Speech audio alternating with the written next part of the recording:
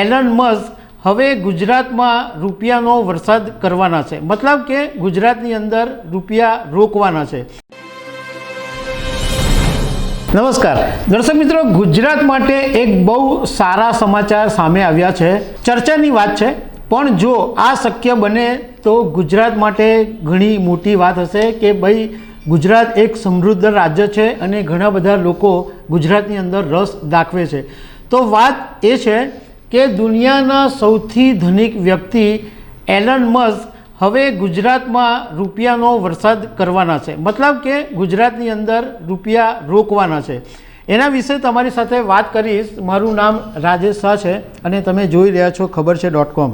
દર્શક મિત્રો, અમદાવાદ મિરરનો એક અહેવાલ છે કે એની અંદર એવું કહેવામાં આવ્યું છે કે ઇલેક્ટ્રિક કાર કંપની ટેસ્લા ગુજરાતમાં પહેલો મેન્યુફેક્ચરિંગ પ્લાન્ટ નાખવાની તૈયારી કરી રહી છે।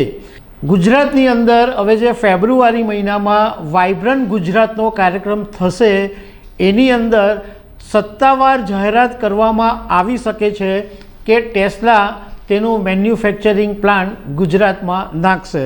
હવે સૌથી પહેલો તમને સવાલ એમ થશે કે ભાઈ ગુજરાતમાં શું કામ, અને ગુજરાતમાં એલન મસ્ક આવે તો એ ક્યાં પ્લાન્ટ નાખે, શક્યતાઓ કયા કયા વિસ્તારની છે?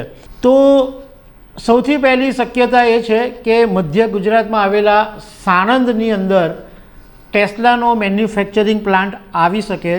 બીજી શક્યતા બહુચરાજીની છે અને ત્રીજી શક્યતા ધુલેરાની છે, પરંતુ સાણંદની શક્યતા વધારે છે કારણ કે આ જે વિસ્તાર છે એ ઓટોમોબાઈલ હબ તરીકે હવે જાણીતો છે અને Maruti Suzuki, Morris garage, Tata motors, આ બધી જે ઓટોમોબાઈલ્સ જાયન્ટ કંપનીઓ છે એના ગુજરાતની અંદર મેન્યુફેક્ચરિંગ પ્લાન્ટ આવેલા છે।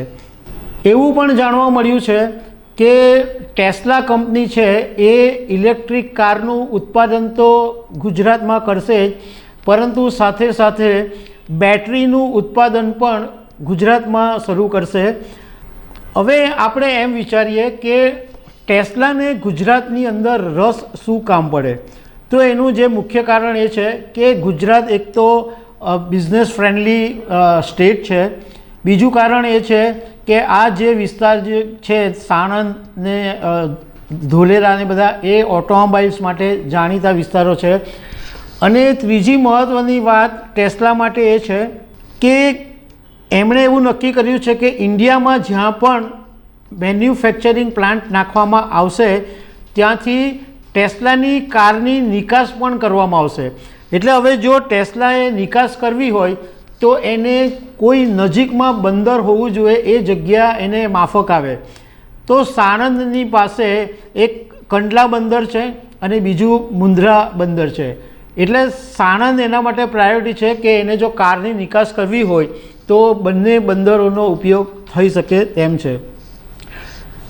બીજું જે તમને સૌથી વધારે જાણવામાં રસ પડે એ વાત એ છે કે ટેસ્લાના કયા મોડેલો ભારતમાં આવવાના છે અને ટેસ્લામાં એવું તો શું છે કે આખી દુનિયા ટેસ્લા કારના વખાણ કરી રહી છે અને ટેસ્લા કાર ઇન્ડિયામાં આવે એની લોકો રાહ જોઈ રહ્યા છે।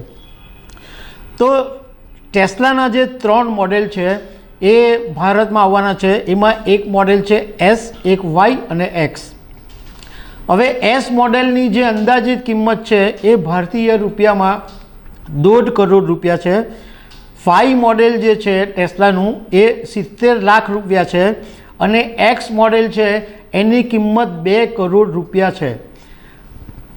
હવે ટેસ્લાનું ઇમ્પોર્ટન્સ એટલા માટે છે કે એની કારની અંદર ઘણી બધી ખાસિયતો છે। એક તો 15 મિનિટની અંદર બેટરી ચાર્જ થઈ જાય અને એ બેટરી ફૂલ ચાર્જ થાય તો 281 કિલોમીટર સુધી કાર ચાલે અને આ ઇલેક્ટ્રિક કાર છે। બીજું કે ધારો કે તમે કાર ચલાવતા હો અને તમે થાકી ગયા અને તમને ઊંઘ આવી જાય તો તમારે ગાડી રોકવાની બિલકુલ જરૂર નહીં પડે। તમે આ કારને ઓટો મોડ ઉપર મૂકી દો એટલે કાર એની જાતે ચાલ્યા કરશે। પણ જાણકારોનું કહેવું એમ છે કે ભારતની અંદર આવી રીતના ઓટો મોડ ઉપર કાર ચલાવવી ગંભીર બાબત હોઈ શકે છે। બીજું કે આની અંદર 2 રીતના કારના મોડેલ સેટ કરવામાં આવ્યા છે. એક તો લુડિક્રોસ અને સ્પોર્ટ મોડ. આની ઉપર તમે મૂકી દો અને જે પ્રમાણે તમે ઈચ્છો એ પ્રમાણે કાર ચાલી શકે. બીજું એક મહત્ત્વની બાબત એ છે કે આ ટેસ્લા કારની અંદર તમને જે તમે ચાવીનો જે ઉપયોગ કરો છો એ ચાવીની જરૂર નહીં પડે, કારણ કે એક વોલ્વેટ ટેસ્લા કાર્ડ તમને આપવામાં આવશે. એ કાર્ડના આધારે તમે કારને ખોલી કે બંધ કરી શકો. ઉપરાંત તમે તમારા મોબાઈલની અંદર એક એપ ડાઉનલોડ કરી લો તો એ મોબાઈલ દ્વારા પણ તમે કારને લોક અને અનલોક કરી શકશો. બીજું કે કારની સુરક્ષા માટે આ ટેસ્લા કારની અંદર કેમેરા ફિટ કરવામાં આવ્યા છે, એટલે તમારી કારની જે ચોરી થાય અથવા કારની અંદર કંઈ પણ ચોરી થવાની શક્યતાઓ પણ ઘણી બધી ઓછી થઈ જાય.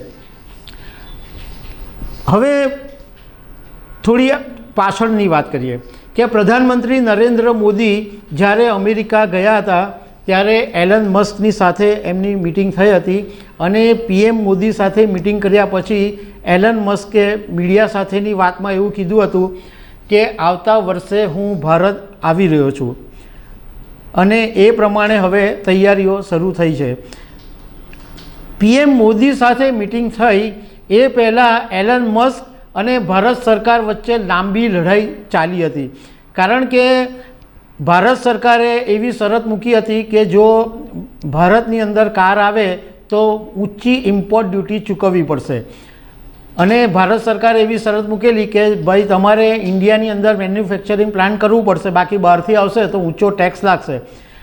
એલન મસ્કે બહુ લાંબી લડત ચલાવી અને સરકારને વારે ઘડી એવી વિનંતી કરી હતી કે આટલું મોટો ઇમ્પોર્ટ ડ્યુટી અમને ભારે પડી શકે તો અમે આ ડ્યુટી ભરી શકીએ એમ નથી. અને એ લાંબી લડાઈ ચાલી, પરંતુ પ્રધાનમંત્રી મોદી સાથેની મિટિંગ થયા પછી બધા રસ્તાઓ ક્લિયર થઈ ગયા અને હવે એલન મસ્કની ટેસ્લા કાર ભારતમાં આવવાની એ નક્કી છે.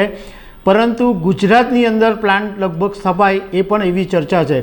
જો કે બીજા બધા જે સ્ટેટ છે, કર્ણાટક છે, મહારાષ્ટ્ર છે, તમિલનાડુ છે, તેલંગાણા છે, આ બધા સ્ટેટ પણ એવું ઈચ્છી રહ્યા છે કે એલન મસ્કની ટેસ્લા કાર એમના રાજ્યની અંદર મેન્યુફેક્ચરિંગ થાય. હવે વાઇબ્રન્ટ ગુજરાતમાં અથવા એ પહેલાં આપણને ખબર પડશે કે એલન મસ્ક ટેસ્લા કારનું ઉત્પાદન ક્યાં કરી રહ્યા છે. તો દર્શક મિત્રો, આવી અનેક વાતો સાથે અમે તમને મળીશું. Thank you very much.